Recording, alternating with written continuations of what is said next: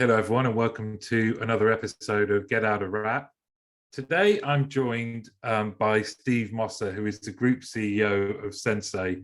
And there probably hasn't been a more requested guest or company to come on and try and help us unpick everything that's been going on. Sensee, as everyone will know, the experts in kind of a working from home model. So, Steve, thanks very much for joining. Really pleased to have you on. Thanks for having us, Martin. It's a pleasure and an honor to be here today. No, I'm really looking forward to this. I mean, where do we start? I mean, you must have been asked this question hundreds of times, but what's your take on the last couple of years and the pandemic, and what it's done to our industry? Yeah, absolutely. I guess it validated that, there are some virtues to homeworking. As you know, I've been, the Mr. Homeworking and flogging that seemingly dead horse for a better part of a decade when the pandemic hit. So, I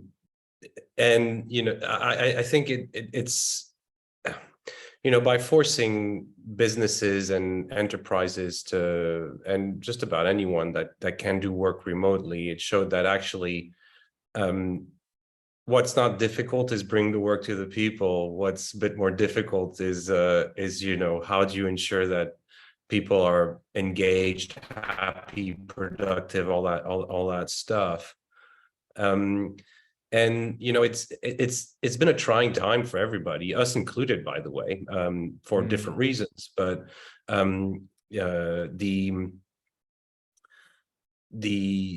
the end of the day, what's great is that it's enabled enterprises to embrace it, perhaps reluctantly, but it's validated and myth busted everything that I was trying to say. Look, you can manage what you can't see. There's so many good things from a people and business point of view that is possible. So I think that's the silver lining of the crisis we went through.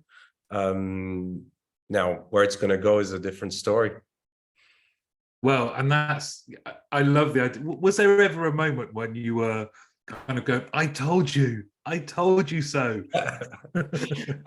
You know what? I had that moment where I remembered actually vividly a presentation in front of the directors and decision makers of one of the leading insurances. And this is probably back in 2012. And I was talking about business continuity and disaster recovery and why homeworking was a good alternative. And I did go through the scenario of a pandemic. And I just remembered people's faces, like looking at me like I had a tinfoil hat. And, I was just completely bonkers, and so that was kind of like, I was like, yeah, you know what, I was right. They were like, he's gone full David Icke here. Yeah, it's the thing is, when you start dwelling around fear mongering to try to promote or sell something, you're not in the greatest territory. But it was, disaster recovery and business continuity has always been, pretty important facet of a solid and robust operation. And for contact centers, especially in terms of how can we continue if site is flooded or whatever happens. So, again, homeworking presents a lot of virtues in that. And, we've been trying to promote that for a very long time. Now, the funny thing is that many of the enterprises that we were talking to did embrace it because they understood the virtues, and we delivered that for them and showed them, look, you can get better results, faster results. And, from it's also greener and all that good stuff. So thankfully, some businesses did listen and were equipped to deal with the pandemic. And, that was a good thing. And I was going to ask, actually, you've prompted me there. So for the people that did you find that pre-pandemic then, for those that didn't want to take a giant leap, they might have said, well, let's try it with a small team. And for those companies that had gone through the experience and seen the results that were possible, that when the pandemic hit, we're in a far better position to then spread it out across the wider population. Yeah, absolutely. And in the beginning of Sensei, what we were trying to do is we wanted to enable businesses to put their own people at home, but this seemed too much of a leap for most businesses. So the idea behind our delivery model, I always describe it as alternative outsourcing, was very much, let us show you the way, let us show you what's possible, create a blueprint with our set of technologies that are now CloudWorks, and how you can manage people, engage people, and ultimately get better results, more agility and flexibility. And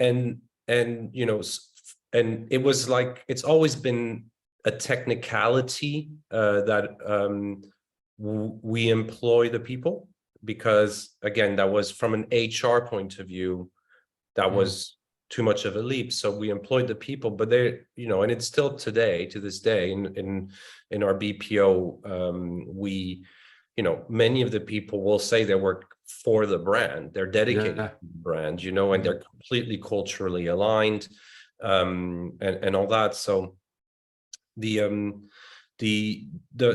model, that delivery model worked, and it did show the way for those businesses, and then they took it on. And as part of the pandemic, and I was referring to that earlier on, that's what our problem was, is that obviously we experienced massive growth, because all of a sudden businesses had to put all their employees at home, and so there was massive demand for our technologies that we fulfill through CloudWorks, aka Live Desk and Team Tonic and things like that.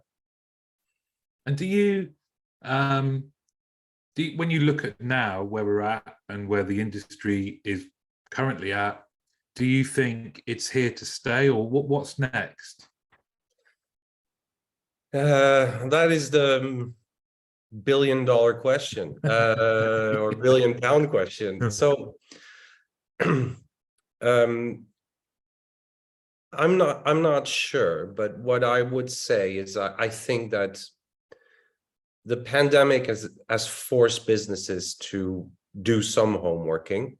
Whether or not that experience was good or not for the business or for the people, that is, the individual to each deployment and operation and all that. We are creatures of comfort, and whether or not businesses settled into this hybrid working environment they're comfortable with, has happened. Again, I think it's on a case-by-case basis.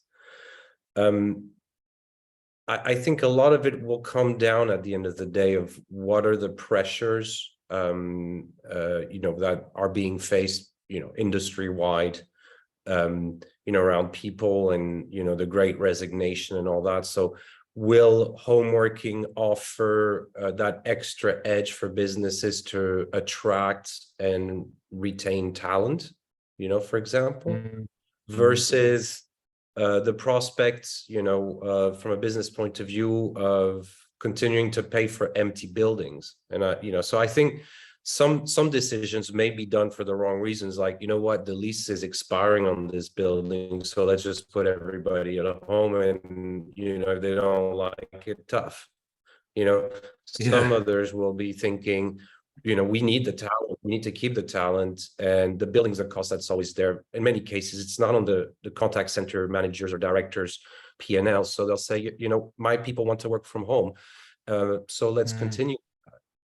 Again, it could be that people are making that decision for the wrong reasons, i.e. because they've been allowed too much leniency and comfort throughout the pandemic. So their experience of home working isn't necessarily true.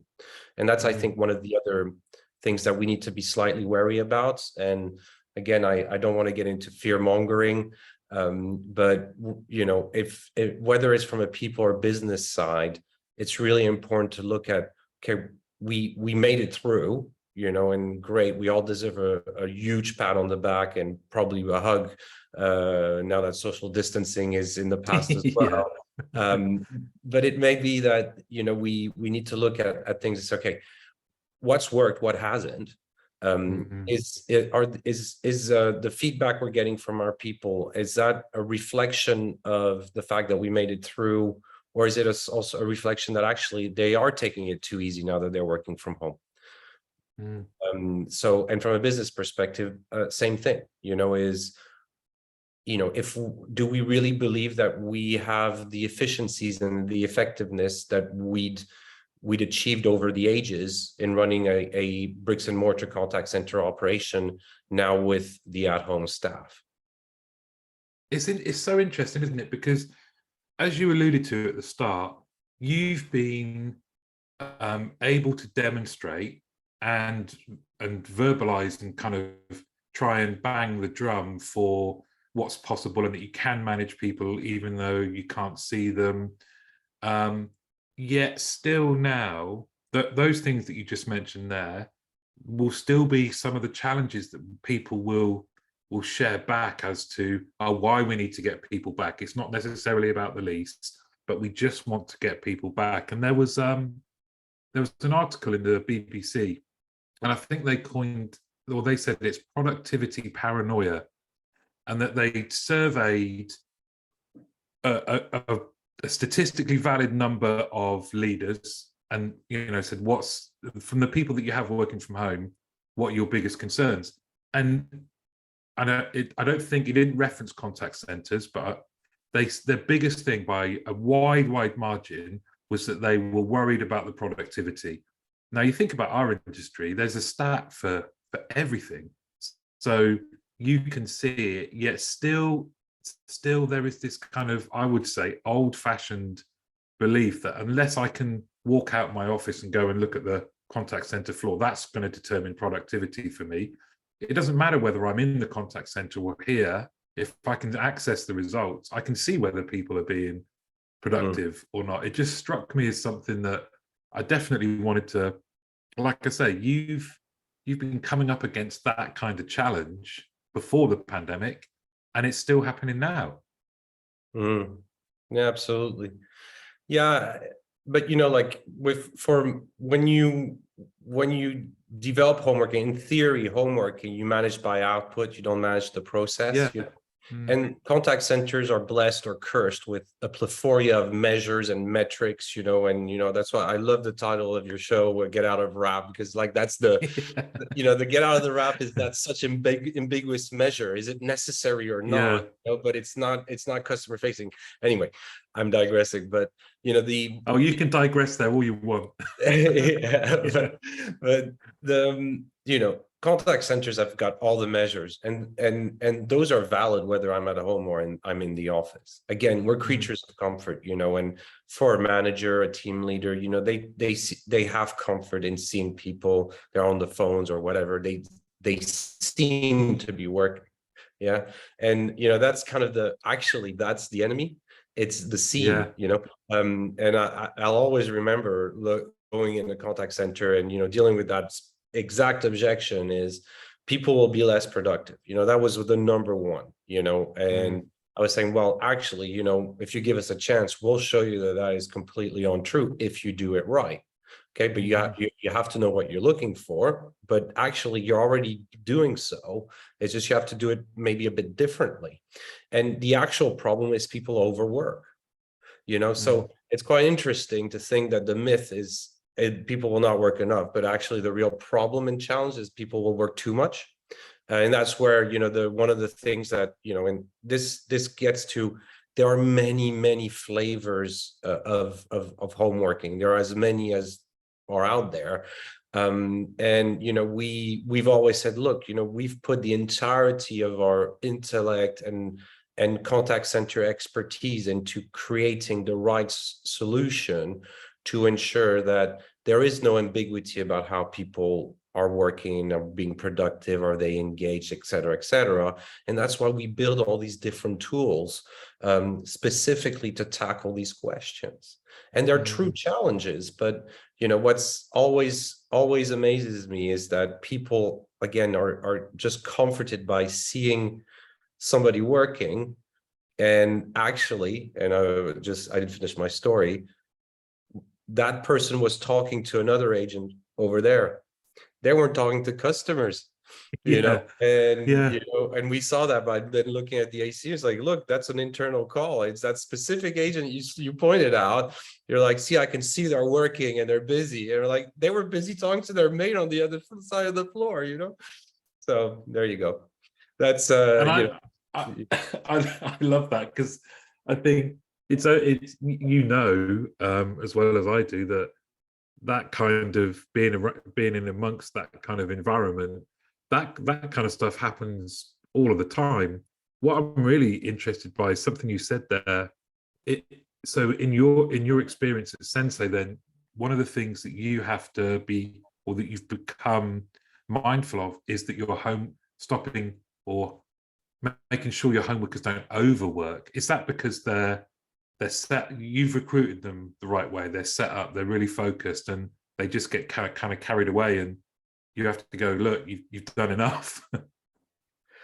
Yeah, so I'm going to have to take a bit of a detour on that and what I mean by that. So basically, when you bring work to people rather than people to work, the fundamental practices that you have to adhere to in terms of organizing the work also need to change 180 degrees, okay? Because if you're not careful, what will happen is I'm sure burnout is an issue that happens. We see it every day when you have an 8-hour block of time. People are working too, with scheduled breaks and lunchtime and all that. At the end of the day, they're always taking longer on the phone for a number of reasons. Sometimes customer behaviors as well, or the patterns of the calls have changed and the nature of the calls have changed. But very often as people slow down, because that's been a long day, 8 hours, Yeah. Give or take. And that's why one of the reasons that we promote micro staffing, which is the ability for in Team Tonic, which is our scheduling application, is to organize work so that people can decide when they work and create themselves their own schedule. And so they create little blocks of time that may add up to 8 hours in a day, or probably 7.5, because there's no scheduled lunch and stuff like that. It's broken into little pieces so they can pace the work to how they see fit and build it around their lives. And therefore, basically, by doing that, by fragmenting my schedule and empowering people to do that, it means that they are less likely to get into that exposure of, I need to slow this down, because even whether it's conscious or not, it happens because they get to refresh as frequently as they see fit by deciding when they work. Yeah. And this is, again, it's a fundamental, because if I take, my people and also I say, you're going to be working from home, but I keep to the same practice of pushing on them 8-hour blocks of time, it's going to repeat that issue. Also, they're likely to be more busy because of the way I route calls to my home workers or whatever. And also is I might also create a new problem, which is what we term work-life collision. I'm giving you this 8-hour block of time, but you're now working in your most personal space, your home, and that might clash with your home life, So again, we're really trying to promote now best practice to everybody out there. It says, look, it's really critical you think about these questions, because otherwise homeworking may not work for you and your people, because people are going to burn out, because you can say, you know what, I'm too busy. This isn't working for me. I want to choose when I take a break so I can go walk my dog or go and do some shopping or whatever, and also refresh my mind so that each time I'm customer facing, I'm optimal in terms of my mindset, because I'm empowered to decide these things. I absolutely love this, because I've always thought in my career, the more senior you get, the more freedom you get to say, no, I'm not taking that meeting then. I'm going to take it here, because as you say, I'm going to walk the dog at 1 o'clock. And yet we don't offer, because we're trying to serve customers, and we haven't approached the challenge the way you guys have, because that's your business, right? Is we just go, I know this used to be a constant, and it probably still is a gripe within contact centers, a few of them, let's say, where people come in for their shift and they look at their rota and their lunch is scheduled like 2 hours later. And well, I don't want to take my lunch then. And as we've got more senior, we can kind of go, do you know what? I'm better working in the morning. I'll make my afternoon a little bit more relaxed. What was the phrase that you used? Micro scheduling. And that, could you just explain that? What is that then? Effectively, like, think of it of like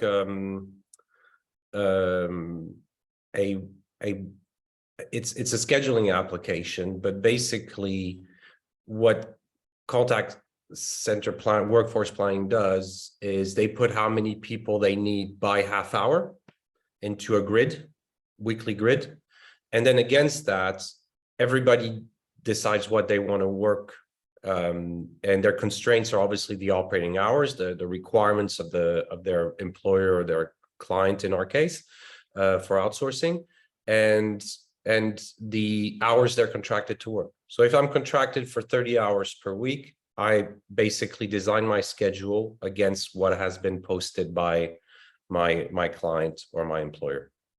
And so it's a two-sided coin, i.e. from a business point of view. Obviously that gives you like so much agility. If you think of it against, the contact center scheduling framework is, I think about it like little pieces of Lego with 16 rows, half an hour, and I stack them against my forecasted demand, to my budget. I have as many pieces as my budget can afford, and I have to stack them up in a way that best meets the demand so that I can meet service, right? In our world, it's not 16 rows, it's just one, it's little blocks of half hour that you stack up. So your granularity means that you are able to meet the workload, forecasted workload much better. And the bonus is that you get rid of what we term organic idle time. I am waiting for a call, because inevitably there's going to be too many people for the demand, since that's why we give them lunch breaks and stuff like that, right? That's why it's always at the same time, because we know that there's not going to be enough calls, and we don't want to, people are not going to be productive. But in the world of micro staffing, the huge benefit is that you don't need that anymore, because you can stack, you just don't post any hours where you don't need them, or you put less, right? From a people point of view, I say the virtue is it gives them the ability to decide when they work and build it against the client requirements. And the system is catered so that supply and demand match very effectively. So we get generally to levels of being able to meet 95% of the requirements across 95% of the intervals within a week. So that's great. It's actually, it's in a bricks and mortar, that's mission impossible. Yeah.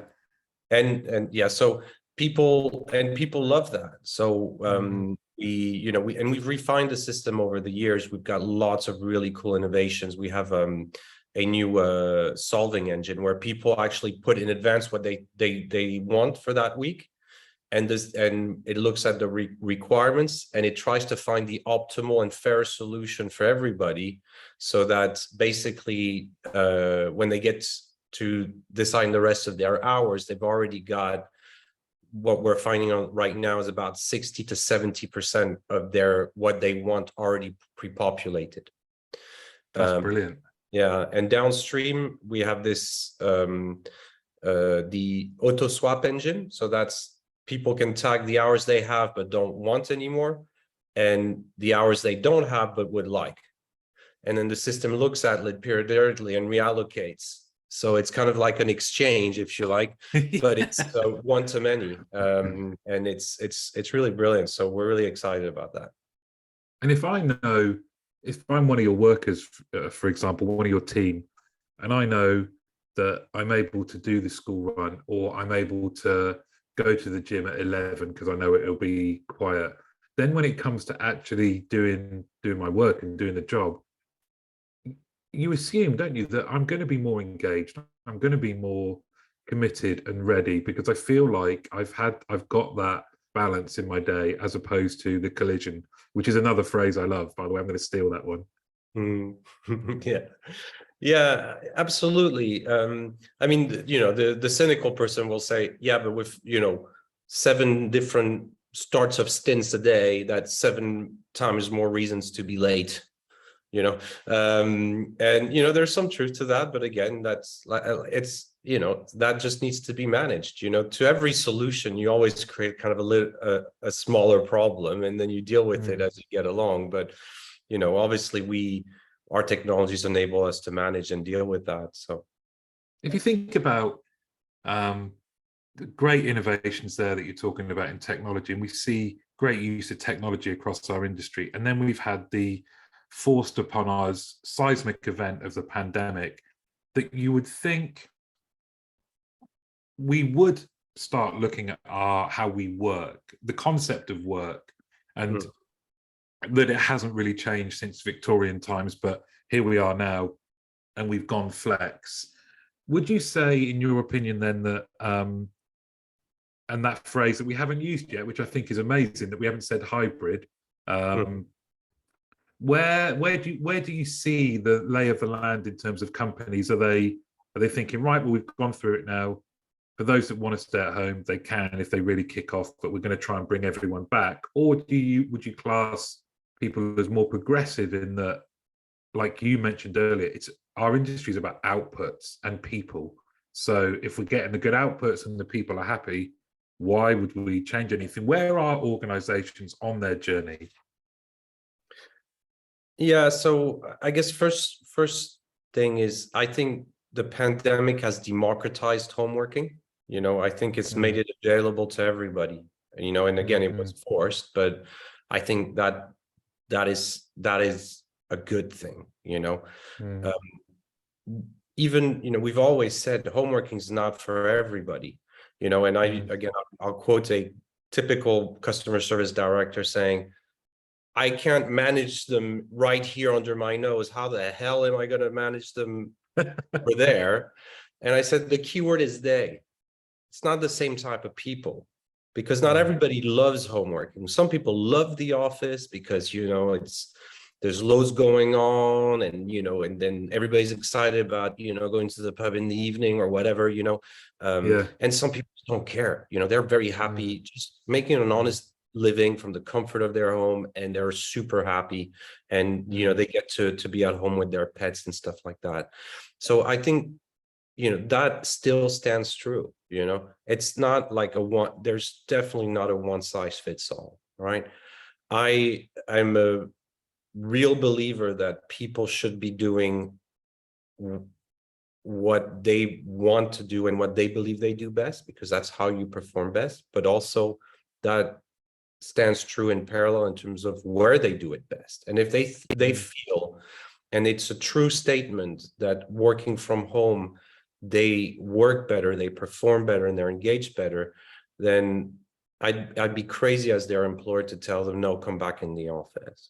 So the best way is, in my opinion, is for businesses to now look at, all right, what is your hybrid strategy?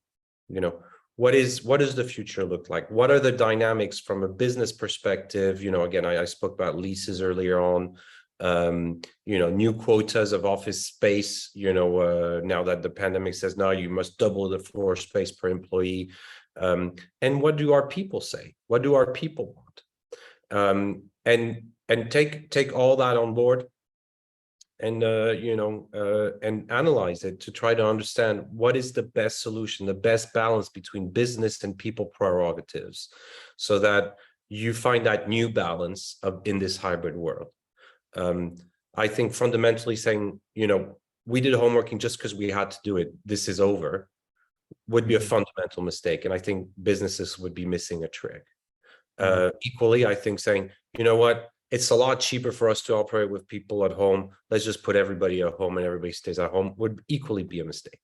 It's things need to be considered, and it's about what, finding, as I said, this new balance, and I can't tell you where it's going to go. I wish I could. I don't have that crystal ball, but my guess is that people will continue doing it, and because now it's been democratized and I can virtualize the job, I put it at home for even the frontline contact center worker.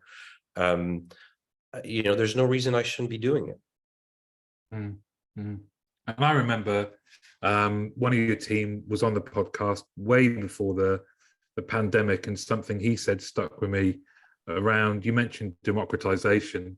I've also loved the fact that you guys have been at the vanguard of opening up parts of our society and demographics that maybe didn't have access to the kind of work that they can do with you and in our industry. So because if they had physical, or there was something that prevented them getting to a place of work, whether that's where they live or something about them, through you guys, they were able to do it. And I think that's amazing. It's been another positive benefit of this kind of forced upon us situation, hasn't it? And it lends me to ask you, when you do compare and contrast, you mentioned something earlier about, when you were saying to people, let us do it and we'll be more productive. What other sort of comparisons and contrasts are there between the team that you have versus and I know that's a bit of a generalization, isn't it, because you just said there's no they, but have you always recruited differently? Have you always trained differently to the kind of bricks and mortar approach? So yes, I mean I'll start with the training because that's easy. Obviously we cracked that nut of remote virtual training back in 2011, something like that. That was really the big breakthrough, because it meant that there were no more constraints. There were no it was borderless. It became borderless basically, even though we operate in the UK. But it meant as long as you had broadband and you had a computer, you could join the party. So we do, it's always been about trainer-led classrooms, all right? It's not, I'm on my own self-paced learning something. So we always map out, and we basically virtualize the content for e-classroom delivery for our partners. But from I guess from a recruitment and sourcing perspective, I founded the business on the principles of really Sensee being a socially positive and progressive engine, and really creating sustainable careers for people that had a need or desire to work from home. Yeah, and I think, and for a long time, our people, for example, with disabilities made like a quarter of our workforce, and it wasn't a coincidence. It's just because there was no availability to them before, right? The great thing, and again, is the domino effect, and it's of the pandemic, is that now that's opened up that for everybody else. Any other contact center now can finally tap into that talent that's out there, but just before they couldn't reach the contact center, or it wasn't despite best intentions, a hospitable environment for whatever conditions they had, right? So I think that's the great consequence of all this. Say that it's democratized and all that. And from a sourcing perspective, we always measured basically not people's desire to work from home, but what we are, and we still do, but what why they want to homework, and make sure that they want to do it for the right reasons, and that they know who they are. It's a famous know thyself, because because some people it sounds great on paper. I've always said it. You go, like rewind 5 years and you go in a contact center, say, who wants to work from home? Everyone goes, yes. Or 95% say yes. You put them at home, within 10 days, they they're just like, well, I don't know if I enjoy that, because again, they're missing all that social connection thing. Because businesses don't have the technologies to do that, and that's what the live desk technology does. It just brings everybody together, and literally, so they're on the same page and can collaborate and communicate in a single space. And that's a real game changer in terms of engagement and ensuring people that home working is sustainable for them and they can see the fun side of it. But it's still not going to fundamentally change them. If I don't like being on my own, I don't like being on my own. So I'll just want to go back to the office. So in the sourcing strategy, if you're sourcing from scratch, it's very, for people that are going to be 100% at home, it's really critical to have some kind of meter or meterage of that assesses if the reasons they want to work from home are valid, true, and sustainable. Firstly, I think you should be rightly proud of what an amazing reason for founding a company. I applaud you. I do. That gave me goosebumps. I love that. And just that kind of access to a quarter of your workforce with some sort of disability, I think is amazing. The live desk concept, I've seen it. I've seen it in action. I think it's amazing. Was that specific? And maybe if you could explain it for the listeners, but also, was that to try and address that kind of still having the connection, still having the esprit de corps and those off the cuff interactions, whilst also recognizing, like you say, someone that thrives in a home working situation doesn't necessarily need the same level of physical engagement, let's say. But at its core, what is Live Desk? So it's actually pretty hard to describe, but it's by Lord of the Ring descriptions, it's the page to unite them all, but basically, so why we built it in the first place, okay, was because we had people that were sourced, trained, and co-managed, dedicated to A-class brands out there. And I'm true to my word. I wanted to prove that we can deliver great results. And what was very apparent was that the information and support, the information flow and the real-time support of our people that were at home versus the people that were in the office employed by the client was not level at all. So we were underserved, and the people in the office were served appropriately, let's say. So then, and as you know, contact center environments are vibrant and very dynamic. Things happen all the time, and especially environments where compliance is so important in like FCA regulated spaces. You want to make sure you have exactly the information you need at any time. And if you have a gap for whatever reason, whether it's capability, knowledge, or just because, it's beyond your skill level, you have to have instant and support and certainty and continuity of that support. So we built the Live Desk initially because we wanted, compared to the in-office client employed counterparts, we wanted to level the operating field. That was the goal. Right. And again, literally to bring everybody on the same page so that the client could support directly the people when they had questions, or post the information so that they would have the same flow than within the contact center, not rely, okay, can you tell somebody to send the email to the Sensee team so that about the latest breakthrough critical information they need to inform the customer, and sometimes that person says, yeah, I'll do it in a minute, that just doesn't work. So that's why we created Live Desk. Now, what's really, I suppose, an unintended consequence is that it's become really mission critical in this hybrid world, because now that everybody's got people in the office, people at home, distributed, and all that kind of support, what you want this place. And that's why we did call it a digital workplace. So that's the short answer around what is Live Desk. It's a digital workplace for everybody on the same work mission. All right.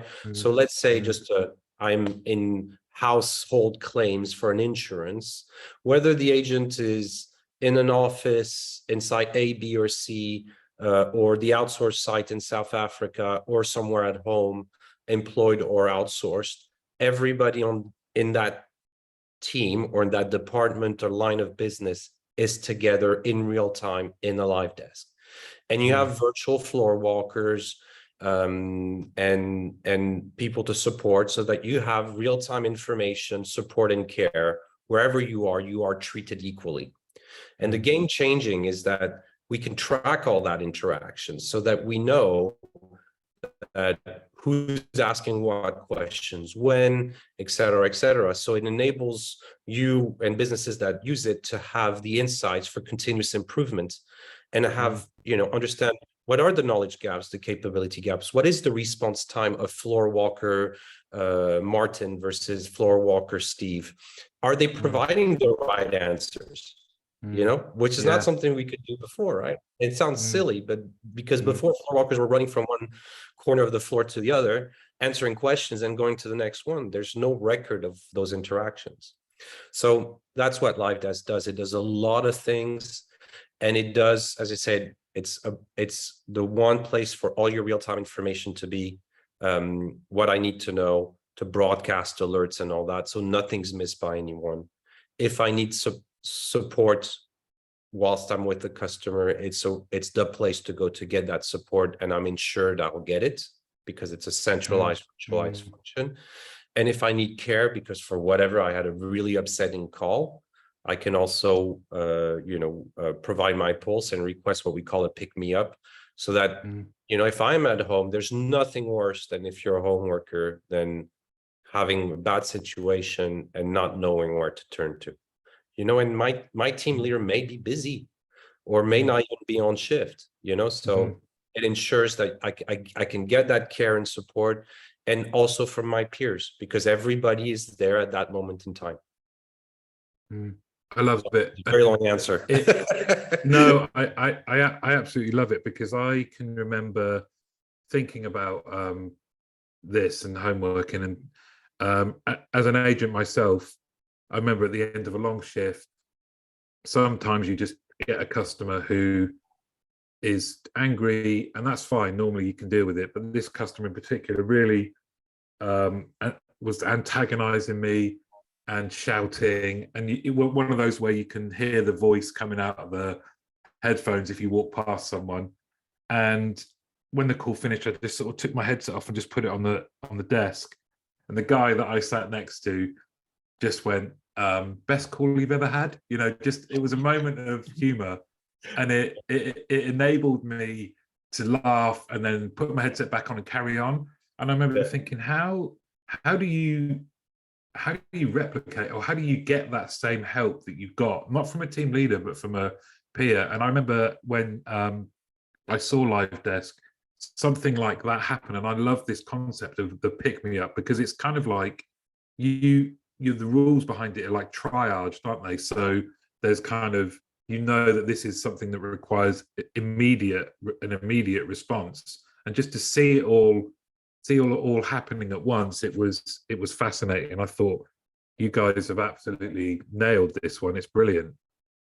Yeah, thanks. Well, look, we try, and as I say, what's interesting is that you remember the consistency of the magic C's of customer service, and what it does, it provides consistency as much from how I operate, but how I serve my people, those people that are powering my customer services, making sure I'm consistent in the support and care I can provide them. And I think that should be the minimum standard.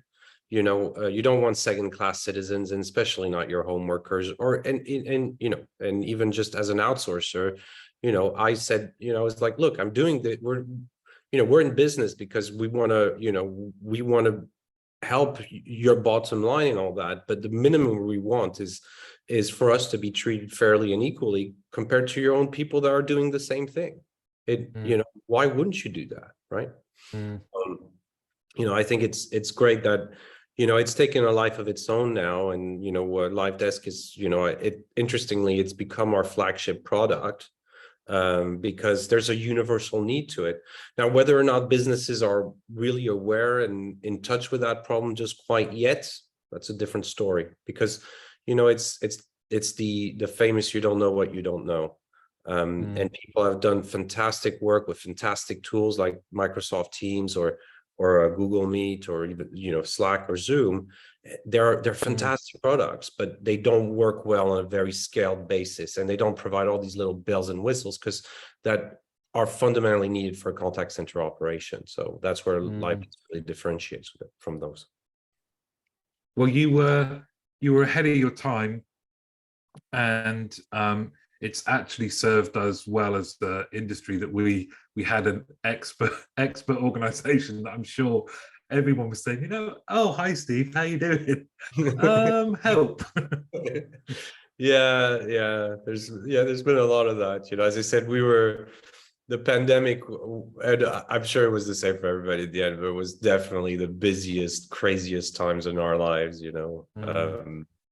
And, you know, it's, as you say, you know, the silver lining is that, you know, it's, you know, those naysayers, those people that just didn't believe in home working, it's tipped that balance now. And I think there's not a lot of organizations that would look backwards and say that was better, you know. And that gives me hope.